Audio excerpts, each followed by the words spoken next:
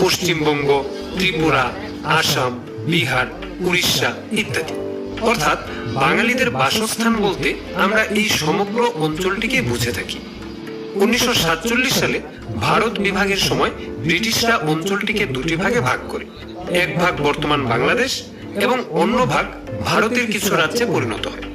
বাংলাদেশ, ভারত ও প্রবাসী বাঙালি সহ বর্তমান পৃথিবীর প্রায় 30 কোটি লোক বাংলা ভাষায় কথা বলে।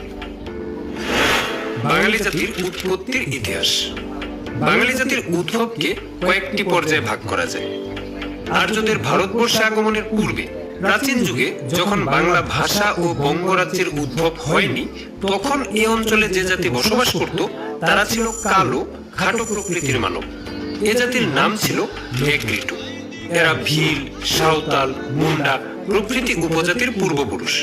এদের সভ্যতা বলতে তেমন কিছু ছিল না। আসলে তখন